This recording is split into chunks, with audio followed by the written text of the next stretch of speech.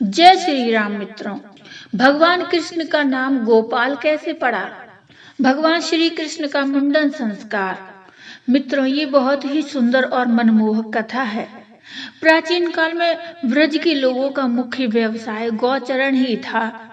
इसलिए मुख्य व्यवसाय से संबंधित कुछ वर्जनाएं भी थी। अब इसे वर्जनाएं कहें या सामाजिक नियम, बालक का जब तक मुंडन नहीं हो जाता तब तक उसे जंगल में गाय चराने नहीं जाने दिया जाता था। अब तो हम काफी आधुनिक हो गए हैं, या यूं कह सकते हैं अपनी जड़ों से दूर हो गए हैं। नहीं तो हमारे यहाँ भी बालक को मुंडन के पहले ऐसी वैसी जगह नहीं जाने दिया जाता था। खैर, नन्हे कृष्ण रोज अपने परिवार के व पास पड़ोस के सभी पुरुषों को, थोड़े बड़े लड़कों को गाय चराने जाते देखते तो उनका भी मन करता, पर मैया यशोदा उन्हें मना कर देती कि अभी तू छोटा है, थोड़ा बड़ा हो जा फिर जाने दूंगी।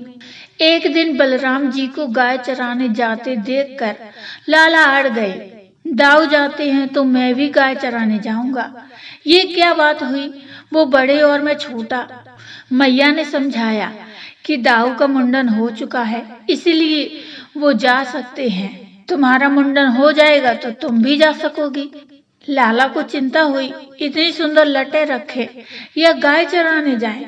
बहुत सोच विचार के बाद उन्होंने सोचा कि लटे तो फिर से उग जाएंगी, पर गाय चराने का इतना आनंद अब मुझसे दूर नहीं रहना चाहिए।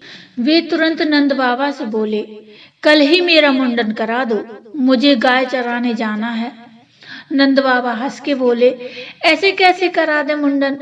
हमारे लाला के मुंडन में तो बहुत बड़ा आयोजन करेंगे, तब लाला के केश जाएंगे। लाला ने अधीरता से कहा, आपको जो आयोजन करना है करो, पर मुझे गाय चराने जाना है। आप जल्दी से जल्दी मेरा मुंडन करवाओ। मुंडन तो करवाना ही था, अतः नंद बाबा ने गर्गाचार्य जी से लाला के मुंडन का शुभ मुहूर्त निकलवाने का आग्रह किया। निकट में अक्षय तृतीया का दिन शुभ था, इसलिए उस दिन मुंडन का आयोजन तय हुआ। आसपास के सभी गांवों में न्योते बांटे गए, हर्षोल्लास से कई तैयारियां की गईं। आखिर आयोजन का दिन आ ही गया। आसपास के गांवों के हजारों अतिथियों की उपस्थिति में भव्य आयोजन हुआ।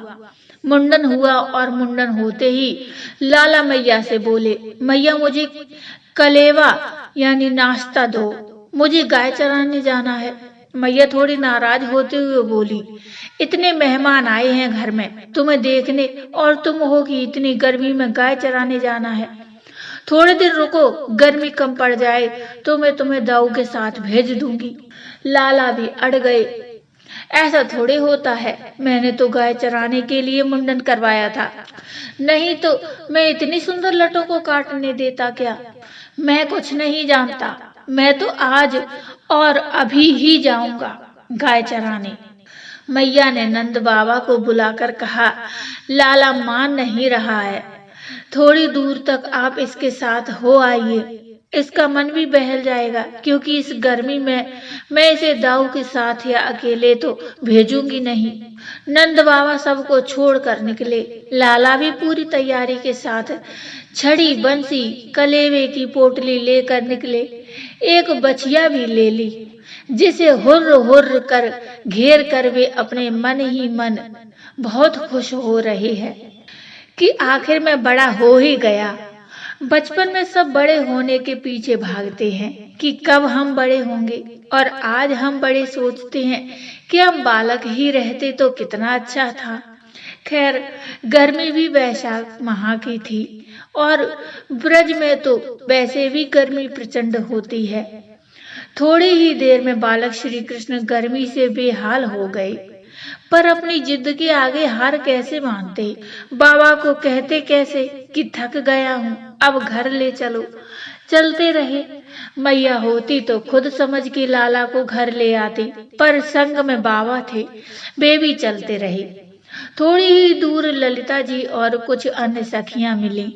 देखते ही लाला की हालत समझ गईं कि गर्मी से कृष्ण का मुख लाल हो गया था।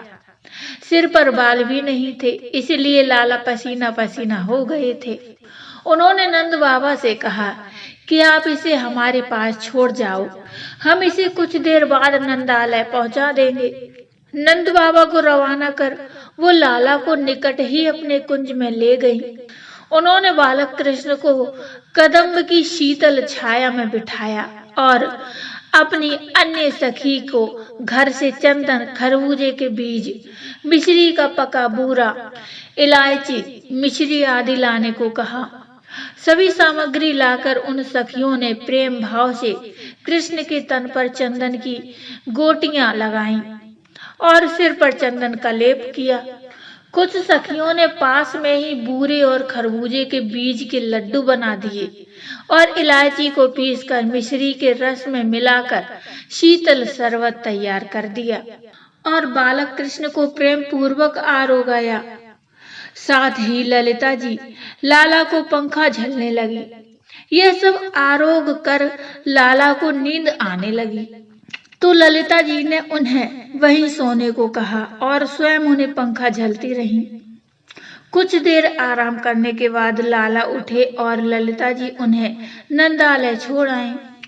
आज भी अक्षय तृतीया के दिन प्रभु को ललिता जी के भाव से बीज के लड्डू और इलायची का शीतल शरबत आरोगाए जाते हैं। वह विशेष रूप से केसर मिश्रित चंदन, जिसमें मलयगिरी पर्वत का चंदन भी मिश्रित होता है, उसकी गोटियां लगाई जाती हैं।